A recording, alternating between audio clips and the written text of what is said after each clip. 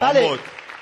اینجا میخوام به افتخار حضور آقا مهدی خب و تمام عربهای ایران یه آهنگ معروف عربی تقدیم کنم باریکلا. به افتخار تمام عربهای ایران از ته دل و تمام عشق از طرف جناب خان. باریکلا باریکلا. بعد راجع به آهنگی که میخونه بهمون توضیح بده. میخانه میخانه میخانه میخانه غابت شمسنا الحلو ما جانا غابت شمسنا الحلو ما جانا حيك حيك بابا حيك الافراح ملبيك حذول العذبوني حذول المرموني على جسر سيب سيبوني على جسر سيب سيبوني الله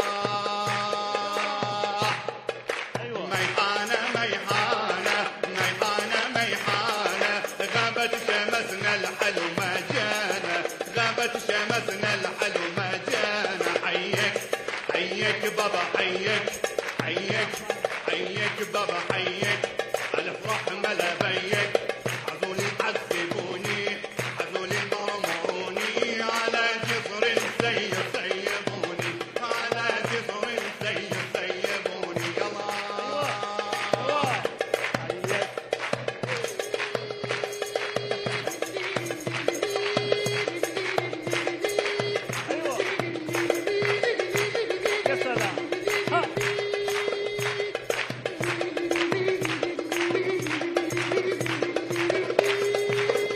ما شاء الله ما شاء الله وين حلوه حلوه وين يلا دوبه دوبه وش حلو دوبه كده يلا حيك ما شاء الله دمت گرم. ماشاءالله.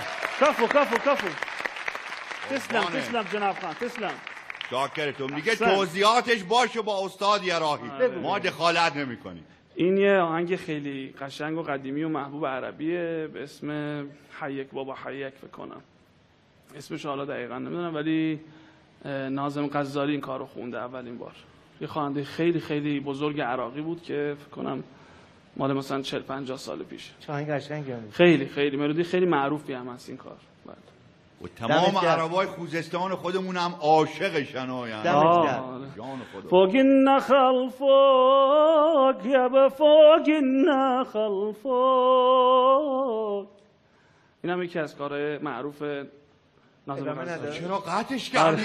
آره. ادامهشو بیو. تو با ریتم میخونی من بدون ریتم میخونم. جونمو ادامهشو بیو دیوونم کردی بخون. فوق النخل فوق يا فوق النخل فوق مدري لامع خده يبا مثل القمر فوق والله ما اريده ما اريده والله.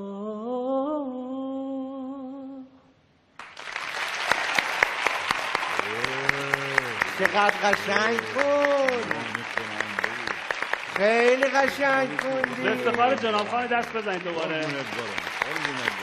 دمت گرم. هوای هموطناشو داره. دمش گرم. آفرین. دمت گرم جناب خان.